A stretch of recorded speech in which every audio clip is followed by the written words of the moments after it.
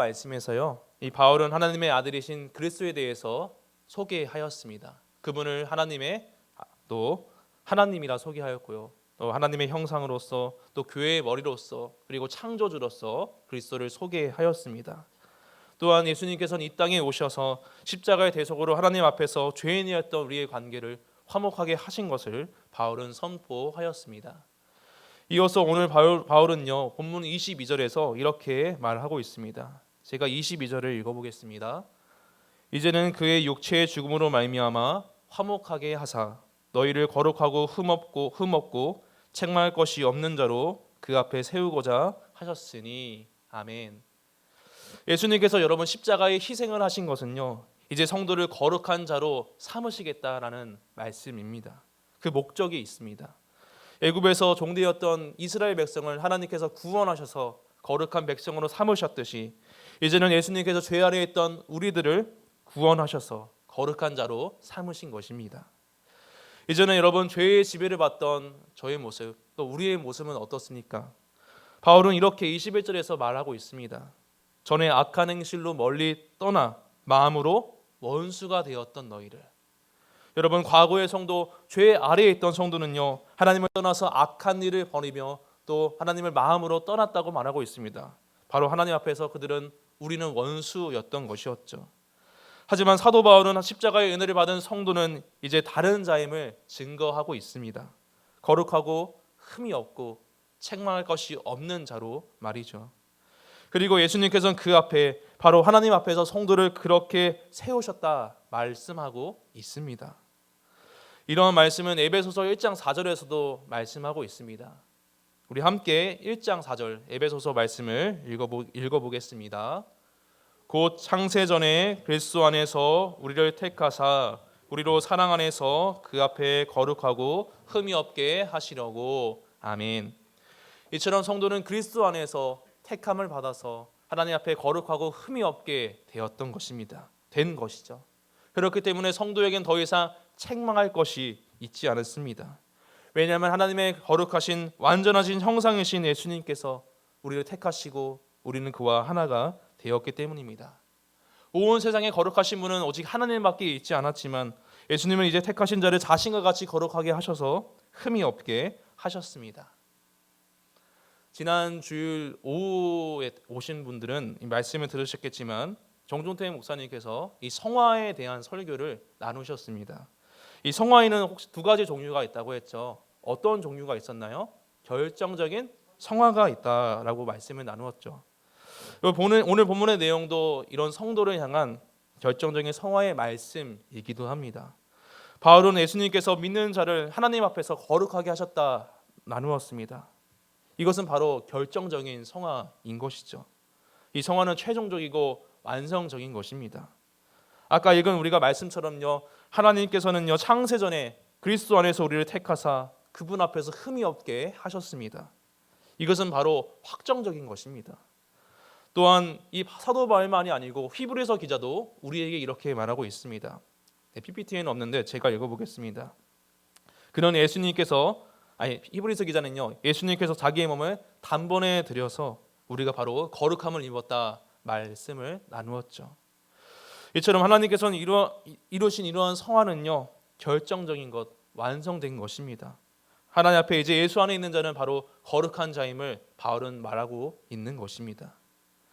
그런데 여러분, 이 성화에는요, 우리가 또 지난 주일에 들었던 것처럼 결정적인 성만이 아니고 다른 성화도 있다고 말씀을 들었었죠. 어떤 성화였나요? 점진적인 성화가 있다 말씀드렸습니다. 제가 드리진 않고 다른 목사님 말씀드렸죠. 그런데 이 점진적으로 하는 것이 계속 나아가는 것인데요. 즉 이런 말씀처럼요, 거룩한 자는 이 땅에서 계속하여 거룩한 삶을 살아가야 된다라는 것입니다. 여러분, 이것은 바로 우리를 택하신 하나님 그리스도의 그분의 온전하신 형상을 닮아가는 모습인 것입니다. 그렇다면 우리는 여기서 이렇게 질문을 해볼 수가 있습니다. 우리는 어떻게 거룩하게 살아갈 수 있습니까? 바울은 그리스도인들이 거룩하게 살아가는 그 지향점에 대해서, 그 모습에 대해서 23절에서 이렇게 전하고 있습니다. 우리 23절 말씀을 다 같이 읽어보겠습니다.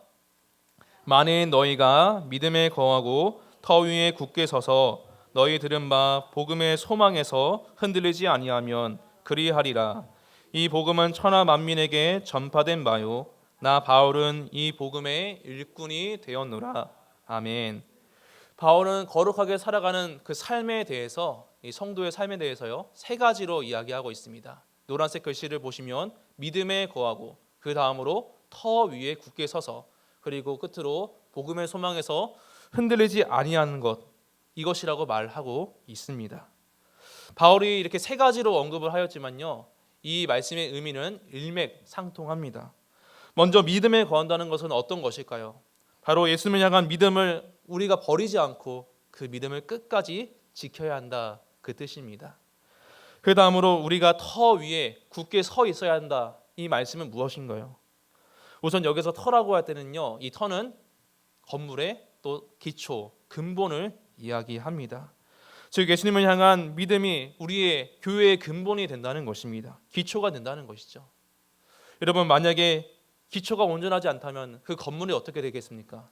당연히 그 건물이 무너지게 될 것입니다. 즉 기초가 온전해야지 그 위에 세워지는 것이 온전한 것이죠. 이처럼 우리는 오직 예수님을 향한 그 믿음으로 신앙이 세워져야 하고 믿음이 세워져야 하는 것입니다. 그래서 예수님께서는 이 교회를, 그분의 교회를 세우실 때 내 반석 위에 내 교회를 세우겠다 말씀하셨습니다. 여러분, 반석이라는 것이 무엇인가요? 요동하지 않는, 그런 흔들리지 않는 바위를 말합니다. 이 반석은 예수님을 고백하는 그 성도의 믿음을 비유로 말씀하신 것입니다. 바로 예수님께서 하나님의 아들 그리스도이심을 믿는 그 믿음 말이죠. 그 믿음 위에, 그 기초 위에 교회가 든든히 세워져야 한다, 주님께서 말씀하신 것입니다. 다음으로 바울은 성도의 거룩한 삶이요 복음의 소망에 흔들리지 않는 모습이라 말하고 있습니다. 여러분, 보통 이 세상에서 소망이라고 말할 때는요, 이 내가 바라는 것들, 원하는 것들을, 그것을 소망이라고 하죠. 기대하는 바, 그런 것들을 말입니다. 그런데 이런 소망은요, 나에게 이루어질 수도 있고 때로는 안 이루어질 수도 있습니다. 이것이 보통 소망이죠. 하지만 복음으로 소망하는 것은 이와는 전혀 다릅니다. 우리에게 불확실한 것이 아니라 복음 안에서의 소망은 분명하고 확실합니다. 바울은 이러한 소망에 대해서요, 디도서 3장 7절에서 이렇게 선포했습니다. 우리 이 말씀도 함께 읽어보겠습니다. 우리로 그의 은혜를 힘입어 의롭다 하심을 얻어 영생의 소망을 따라 상속자가 되게 하려 하심이라. 아멘. 바울은 예수님을 믿는 성도가요, 이제 어떤 소망이 있을까 애매하게 말한 것이 아닙니다. 바로 분명하게 그의 은혜를 입은 자는요, 영원한 생명의 소망, 영생의 소망이 있다고 분명하게 증거하고 있습니다. 그러므로 바울은요, 믿음에 거하고 터 위에 굳게 서고 복음의 소망 가운데 사는 것, 이것이 바로 하나님 앞에서 거룩히 살아가는 성도의 성화의 과정이라 말하고 있는 것이죠. 그리고 이것을 한마디로 말씀드리면 오직 예수님을 붙드는 믿음의 삶, 믿음인 것입니다. 여러분, 이전에 우리는 하나님 앞에서 원수가 된 자였습니다. 죄로 인해서 하나님과의 관계가 끊어지고요, 영원한 죽음밖에 있지 않았던 죄인이었습니다. 하지만 예수 그리스도 안에서 하나님께서는 죄인 되었던 나를 이제 거룩하다 말씀하셨습니다. 그래서 예수님께서는 하나님 앞에서 우리를 흠이 없는 자, 아무 죄도 묻지 않는 그러한 자로 삼으셨습니다. 그리고 이제 믿는 자에게 확실한 소망, 영원한 생명의 소망을 주셨습니다. 따라서 우리는 오늘 주신 말씀을 기억하시면서 이 확실한 소망의 말씀, 이 소망의 말씀을 주신 예수님만 붙들어야 될 줄 믿습니다. 여러분, 세상의 것들은 잠시 동안만 있습니다. 이사야 선지자가 이야기했습니다. 풀은 마르고 꽃은 시든다고 말이죠. 하지만 하나님의 말씀은 영원하다 하였죠. 이러므로 바로 영원하신 하나님의 말씀, 예수님만은 붙드는 우리가 되어야 됩니다. 그분은 영원하시고 결코 세상의 것들과 똑같지 않으시기 때문입니다. 바울은 예수님을 붙드는 이 믿음이 있는 그런 자였습니다. 오늘 말씀은 아니지만 빌립보서 말씀에서 그는 자신이 살아가는 목적이요 바로 예수 그리스도께 있다고 말하였습니다. 이 말은 자신이 오직 그리스도만을 위해서 사는 것이고 그리스도 안에서만이 자기의 삶의 의미가 있다고 말한 것이죠. 또한 이러한 의미에서 바울은요, 동일한 빌립보서 말씀에서요, 자신이 이전에 갖고 있던 이런 배경들, 집안의 그런 어떤 것들, 지식과 명예, 이런 것들이 아무것도 소용이 없다 말했습니다. 그것을 해로 여기고 배설물로 그는 여겼죠. 이로써 바울은요, 예수 그리스도의 복음을 위한 일꾼으로 살아갔습니다. 이런 면에서 오늘 본문 23절에서 이렇게 바울은 자신을 소개하고 있는 것입니다. 바로 자기를 복음의 일꾼으로 말이죠. 그런데 바울은요, 자신이 복음의 일꾼인 것을 이야기하는 것을 나아가서 더 나아가 바울은 이 가운데 자기가 복음을 전하면서 전했던 과정과 결과들을 오늘 말씀에서 전하고 있습니다. 여러분, 우리는 이러한 말씀을 통해서 복음의 일꾼으로 된 성도로서 또 교회로서 어떻게 우리가 앞으로 또 지금 살아가야 될지 말씀을 통해 나눌 수가 있습니다. 이 말씀을 통해서 주님이 원하시는 복된 일꾼, 그래서 하나님의 선한 뜻을 행하는 우리가 되기를 소망합니다. 우선 복음의 일꾼은 어떤 모습이어야 될까요? 또 어떤 모습이 나타날까요? 바울은 그리스도의 일꾼에게는요, 고난이 있다 나누고 있습니다. 우리 함께 24절 말씀을 다시 한번 읽어보겠습니다. 시작. 나는 이제 너희를 위하여 받는 괴로움을 기뻐하고 채우노라. 아멘. 여러분, 바울은요, 정말 능력 있던 하나님의 종이었습니다. 그는 신약의 많은 성경을 또 저술하고요, 또 복음을 전하면서 병든 자를 살리고 죽은 자를 일으키고 또 여러 가지 일을 행하였습니다. 또 그를 통해서 많은 교회들이 세워졌죠. 하지만 바울은 이러한 능력과 더불어서요, 괴로움도 있던 하나님의 종이기도 하였습니다. 여기서 24절 말씀에 괴로움이라는 말씀은요, 헬라어로 이 파데마라고 하는데요, 이 파데마란 뜻은요, 육체적인 고난 또 정신적인 고난이 있다는 그런 의미가 있습니다. 여러분, 바울은요, 어떤 사도 못지않게 이 수많은 고난을 받았습니다. 그가 얼마나 육체의 고난을 겪었는지 이 고린도 후서 말씀에 보면 이렇게 말씀하고 있죠. 자신이 수고를 넘치도록 했다고 말입니다. 또한 이러한 수고에는 여러 가지 항목으로 길게 그가 소상하게 말하고 있습니다. 자신이 40에서 한 대 감한 매를 맞고요, 또 여러 사람의 위협과 배고픔 그것을 당하고요, 또 잠을 이루지 못했다, 또 너무나 굶주리고 목말랐다. 그는 자신의 육체적인 고난을 이야기하였습니다. 그런데 바울이 복음을 전하면서요, 이런 육체적인 고난이 아니라 너무나 이 심령의, 이 마음의 정신적인 고난도 그에게 있었습니다. 고린도후서 11장 28절에서 29절 말씀을 제가 읽어보겠습니다. 이 외의 일은 고사하고 아직도 날마다 내 속에 눌리는 일이 있으니 곧 모든 교회를 위하여 염려하는 것이라. 누가 약하면 내가 약하지 아니하며 누가 실족하게 되면 내가 애타지 아니하더냐. 아멘. 육체의 고난도 너무나 힘든 고난인데요, 사실 바울은 그 외에도 자신에게 이러한 마음의 정신적인 고통이 있다고 이야기하였습니다. 내 속이 눌리고 염려한다 이야기했던 것이죠. 이런 것을 보시면 바울은 정말 많은 고난, 이 많은 어려움을 당한 것을 우리는 알 수가 있습니다. 보통 다른 사람과 여러분 함께 이 고난을 받는 것은 어렵죠. 바울도 그러한 고난을 겪었습니다. 아까 말씀해 보신 것처럼 어떤 자가 연약하면요, 자신도 함께 그러했다고 했습니다. 또 그는 다른 성도의 고난에 동참하고 또 함께 아파했던 것이죠. 이처럼 이 바울은요, 성도의 고난에 함께 동참하고 또 이 고난을 기꺼이 감수하였습니다. 여러분, 그 이유가 무엇일까요? 이것은 그 성도도 또 자신도 동일한 교회, 그리스도의 몸된 교회의 몸이기 때문입니다. 고린도 교회처럼 이 골로새 교회를 향한 바울의 마음도 똑같았습니다. 그는 교회를 위해서 받는 이 괴로움, 고난을 기뻐하면서요, 그리스도의 남은 고난을 그의 몸된 교회를 위해서 자신의 육체에 채우겠다 이야기했던 것이죠. 여러분, 그런데 오늘 말씀에 보시면요, 24절 말씀을 성경책으로 한번 다시 보시면요, 그가 그리스도의 남은 고난을 육체에 채우겠다 말하고 있습니다. 그런데 여기서 좀 이해되지 않는 말씀이 있습니다. 그리스도의 남은 고난, 이 남은 고난이 대체 무슨 말씀일까요? 분명히 예수님께서는요, 십자가에 돌아가셔서 모든 죄의 형벌을 다 받으시고요, 부활하시고 그분은 승천하셨습니다. 더 이상 그분에게 고난이 있지 않은 것이죠. 그분은 우리의 모든 의를 완전하게 십자가에서 다 이루셨습니다. 그렇다면 이 남은 고난은 대체 무슨 말씀일까요? 여기서 사도 바울이 말한 남은 고난이란 말씀은요, 그리스도를 위해서 또 복음을 전하면서 그로 인해 겪는 교회, 우리 성도의 고통을 말합니다. 당연히 예수님께서는 우리를 위해 모든 고난을 받으셨습니다.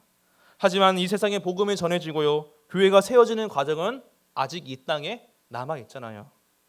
이 과정에서 복음을 전하는 성도에게는 여전히 고난과 어려움이 있다는 것입니다. 따라서 바울은 복음을 증거하면서 자신에게 이러한 남은 고난, 내가 이 남은 고난을 채우겠다, 감당하겠다, 이렇게 말한 것입니다. 여러분, 이러한 남은 고난 지금도 주님의 몸된 교회가 다 받고 있습니다. 사도 바울 그 골로새 교회만이 아니고요, 지금 우리 또한 이러한 남은 고난이 다 있습니다. 솔직히 말씀드리면 복음을 증거하면서 우리가 몸이 너무나 편하고 마음이 편하면 얼마나 좋겠습니까? 하지만 오히려 전혀 그렇지 않은 경우가 더 많이 있을 것 같습니다. 하지만 여러분, 이러한 것은요, 전혀 새로운 사실이 아닙니다. 오늘 말씀을 통해서 사도 바울은 복음을 전파하면서 고난받는 것이 당연히 있다 말하고 있는 것이죠. 여러분, 이러한 고난 가운데 그러나 오늘 사도 바울은 이렇게 이야기했습니다. 24절을 한번 보실까요? 성경을 통해 다시 보시면 그가 너희를 위하여, 이 교회를 위해서 받는 괴로움을 슬퍼했다고 말하지 않습니다. 너무 힘들다고 말하지 않습니다. 바로 그는 이 고난을 기뻐했다 말하고 있습니다. 여러분, 어떻게 이 고난받는 것을 기뻐할 수 있을까요? 고난을 피하고 싶은 것이 우리 사람의 이 본능이잖아요. 그런데 바울은 왜 이런 말을 하였을까요? 우리 함께 고린도후서 12장 9에서 10절 말씀을 같이 한번 읽어보겠습니다. 시작. 나에게 이르시기를 내 은혜가 내게 족하도다. 이는 내 능력이 약한 데서 온전하여 짐이라 하신지라. 그러므로 도리어 크게 기뻐함으로 나의 여러 약한 것들에 대하여 자랑하리니 이는 그리스도의 능력이 내게 머물게 하려 함이라. 그러므로 내가 그리스도를 위하여 약한 것들과 능욕과 궁핍과 박해와 공고를 기뻐하노니 이는 내가 약한 그때의 강함이라. 아멘. 바울이 자신의 괴로움, 이 고난을 기뻐하는 것은요, 무엇보다 고난 중에서 하나님의 능력이 나타나기 때문입니다. 그는 복음을 전하면서 몸에 이 가시, 육체의 질병이 있었습니다. 처음에 바울은 이것을 떠나가도록 주님께 간구했었죠. 하지만 주님께서는 오히려 바울이 복음을 능력 있게 전할 수 있도록 이 가시를 남겨두셨습니다. 왜냐하면 그분의 능력이 바울에게 바로 머물게 하기 위해서입니다. 자신의 힘과 능력을 의지하지 않고 오직 그리스도의 능력, 하나님의 능력을 의지할 수 있도록 그러한 것을 남겨두신 것이죠. 이를 통해서 바울은 고난 중에, 괴로움 중에 있었지만 더 기뻐하면서 복음을 증거했습니다. 사랑하는 성도님들, 만약에 우리가 복음을 증거하면서요, 어떠한 어려움도 괴로움도 없다면요, 사실 저 같았으면 굉장히 자만하고 교만했을 것 같습니다. 내가 말씀을 전했더니, 내가 복음을 전했더니 사람들이 잘 믿네, 다 교회로 오네, 이런 교만한 마음이 생기지 아마 않았을까요? 하지만 복음을 증거하는 것에 어려움과 고난이 있기 때문에 우리는 더욱더 내 힘이 아니라 주님의 능력을 의지할 수 있습니다. 그러므로 그리스도의 일꾼으로서 우리에게 고난이 있는 것을 이상하게 여기는 것이 아니라 사도 바울처럼 기뻐하며 주님의 능력으로 오직 복음을 증거하는 우리가 되기를 소망합니다. 아멘. 이어서 사도 바울은 자신의 이 교회, 이 주님의 교회를 이루는 일꾼된 바를 이렇게 고백하였습니다. 우리 함께 25절 말씀을 다시 한번 읽어보겠습니다. 내가 교회의 일꾼된 것은 하나님이 너희를 위하여 내게 주신 직분을 따라 하나님의 말씀을 이루려 함이니라. 아멘. 바울은 자신이 교회의 일꾼된 것이 하나님께서 너희, 즉 교회를 위해 자기에게 주신 직분을 따라서 말씀을 이루고자 함이라 말하였습니다. 예전에 바울은 여러분 교회의 일꾼이었나요? 그는 오히려 교회의 일꾼이 아니라 교회를 박해하는 박해자였죠. 그런데 어떻게 여러분 그가 교회의 일꾼으로 이렇게 변화될 수 있었습니까? 그 이유는 하나님의 은혜밖에 없음을 바울은 고백하고 있습니다. 에베소서 3장 7절은 이렇게 이야기합니다. 이 복음을 위하여 그의 능력이 역사하시는 대로 내게 주신 하나님의 은혜의 선물에 따라 내가 일꾼이 되었노라. 아멘. 바울은 고백한 것이죠. 내가 하나님의 일꾼이 되었던 것은요, 내 능력, 내 힘이 아니고 오직 하나님의 은혜밖에 있지 않습니다 라고 말입니다. 여러분, 우리는 이 말씀을 통해서 우리가 교회의 일꾼 된 것이 하나님의 은혜 때문에 된 것임을 확신할 수 있습니다. 또 그것을 돌아볼 수 있습니다. 내게 주신 직분과 사역이 다 하나님의 은혜 때문입니다. 이것은 저는 사실 저를 돌아볼 때 느낍니다. 제가 이렇게 강단에 서 있지만요, 사실 제가 제 자신을 봐도 너무나 참 이상하고 또 신기하기도 합니다. 저는 그렇게 화려하게 말솜씨가 있는 그런 사람도 아니고요, 또 말하는 것에 그렇게 재능이 있지는 않습니다. 또 성격은 여전히 사실 내향적인 것이 더 많은 그런 사람입니다. 예전에 제가 학생부일 때 이 내향적이어서 사실 이 여학생들한테 말도 못 걸었습니다. 네, 그런 것처럼 이 내향적이고 또 말도 잘 하지 못하는데 어떻게 왜 내가 여기 있을까? 지금도 참 놀라울 따름입니다. 이것을 어떻게 설명할 수 있을까요? 사도 바울처럼 저도 하나님의 은혜가 아니고서는 설명드릴 수가 없는 것 같습니다. 사랑하는 여러분, 하나님 앞에서 그리고 사람들 앞에서 우리는 부족하고 연약한 사람입니다. 완벽한 사람은 아무도 있지 않습니다. 그런데 하나님께서는 이런 부족한 자들을 사용하셔서 그분의 일꾼으로 택하셨습니다. 여러분, 그 이유는 무엇일까요? 이것은 부족한 것에, 연약한 것에 오히려 하나님의 영광을 더욱 드러낼 수 있기 때문이죠. 바울은 이런 사실을 이렇게 고백하였습니다. 우리 함께 고린도전서 1장 26절 27절을 읽어보겠습니다. 형제들아, 너희를 부르심을 보라. 육체를 따라 지혜로운 자가 많지 아니하며 능한 자가 많지 아니하며 문벌 좋은 자가 많지 아니하도다. 그러나 하나님께서 세상에 미련한 것들을 택하사 지혜 있는 자들을 부끄럽게 하려 하시고 세상에 약한 것들을 택하사 강한 것들을 부끄럽게 하려 하시며. 아멘. 여러분, 그러므로 우리의 부족한 모습 가운데서도 우리를 일꾼 삼아주신 하나님의 놀라우신 은혜에 우리가 감사하면서 오직 하나님의 영광을 높이는 주의 일꾼으로 살아가시는 우리 모두가 되시기를 주님의 이름으로 소망합니다. 아멘. 끝으로 사도 바울은요, 자신이 이 교회의 일꾼 된 바를 이렇게 고백하였습니다. 우리 함께 28절 말씀도 같이 한번 읽어보겠습니다. 우리가 그를 전파하여 각 사람을 권하고 모든 지혜로 각 사람을 가르침은 각 사람을 그리스도 안에서 완전한 자로 세우려 함이니. 아멘. 그리스도의 일꾼으로서 바울은요, 힘을 다해서 자신이 수고했다 말하고 있습니다. 여러분, 그는 무엇 때문에 이 수고를 아끼지 않은 것일까요? 28절 말씀을 보시면 그 목적에 대해서 바울은 이렇게 이야기했습니다.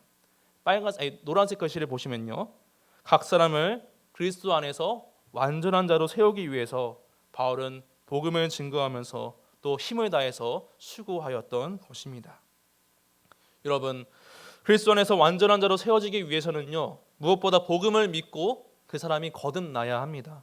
그렇게 될 때만이 하나님께서 그를 나의 택한 자, 거룩한 자로 말씀하시기 때문이죠.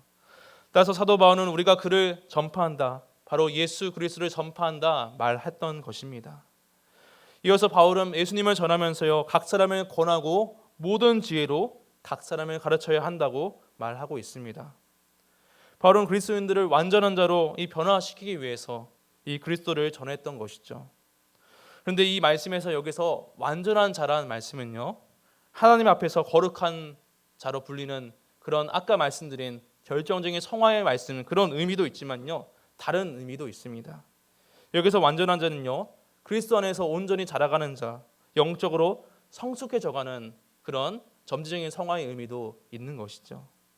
즉, 복음을 통해서 거룩한 자로 칭함받는 것과 더불어 이 복음 안에서 늘 믿고, 이 복음을 믿고 또 복음 안에서 살아간다는 것입니다. 살아가야 한다는 것입니다. 그래서 바울은 23절 말씀에서 너희가 믿음에 거하고 터 위에 굳게 서고 또 복음의 소망에서 흔들리지 말아야 한다 말했던 것이죠. 근데 여러분, 이것을 우리 국체적으로 성도의 삶에서, 우리의 삶에서 실천하려면 어떻게 해야 될까요? 바울은 이것을 28절 말씀에서 이렇게 이야기했습니다. 28절 말씀을 한 번 더 보겠습니다. 이 노란색 글씨만 보시면 바울은 거룩한 자로 살아가는 것, 우리가 거룩한 자로 또 완전한 자로 그렇게 되어가는 과정이 각 사람을 권하고 각 사람을 가르치는 것에 있다 말하고 있습니다. 이것은 여러분, 성도가 복음을 영접하고요, 그의 신앙이 거기서 끝나는 것이 아니고 하나님의 말씀으로 늘 배우고 주님과 더욱더 늘 가까이 해야 된다는 그런 말씀입니다. 이 바울은 복음의 일꾼으로서 각 사람에게 계속 이러한 복음을 가르치면서 그들의 믿음을, 신앙을 성장시켜 나갔던 것입니다. 여러분, 이처럼 복음을 영접한 사람은요, 각 사람이 그리스도 안에서 완전하게 세워져 가야 합니다. 왜냐하면 교회라는 모임은 전체이기도 하지만 각 사람이 모인 그런 공동체이기도 합니다. 한 사람 한 사람이 우리가 신앙으로 성장할 때만이 사실 이 교회가 믿음 안에서 더욱더 세워져 갈 수 있는 것입니다.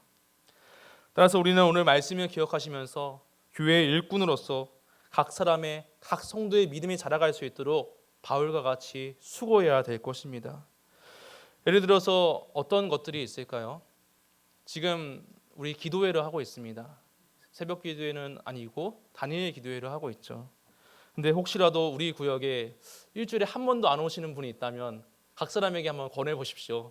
단일 기도회 좀 와. 이렇게 말입니다. 네. 네. 그리고 혹시라도 뭐 집이 멀으시면은 뭐 별 수 없이 유튜브로라도 이제 이야기해 주셔가지고 말씀해 주셔야겠죠. 이처럼 우리의 삶에서 이 각 사람을 세우기 위해서 또 권하고 또 그들을 복음으로 양육해야 할 것입니다. 사도 바울은 이러한 각 사람을 세우는 과정이 사실 쉽지 않다고 말합니다.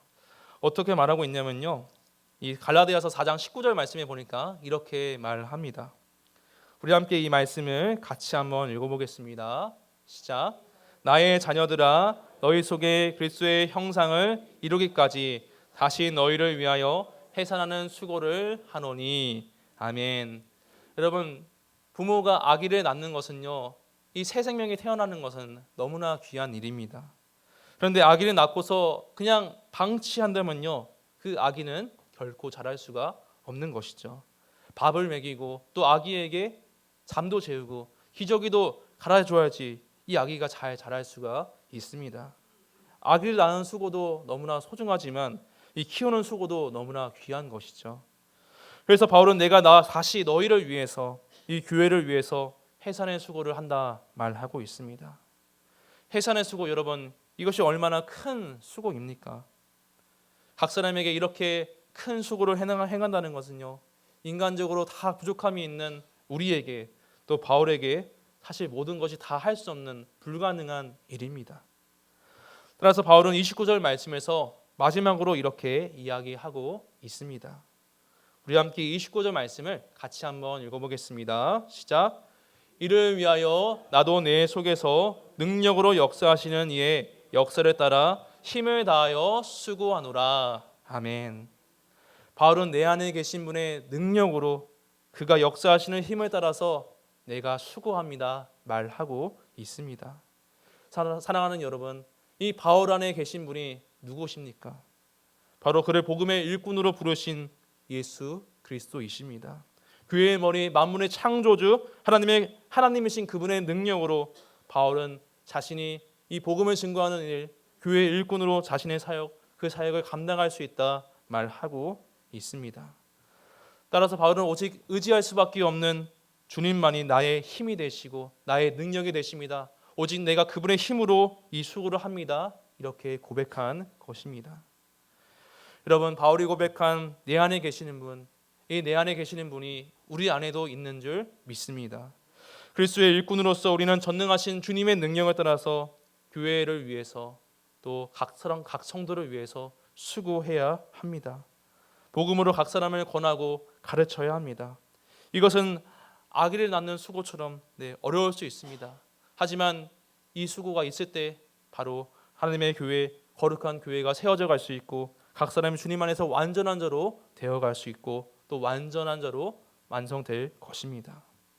그러므로 그리스도의 능력으로 나에게 주신 이 직분, 이 사역들에 우리가 수고하면서 각 사람을 주님 안에서 완전한 자로 세워가는 우리 모두가 되기를 주님의 이름으로 소망합니다. 아멘.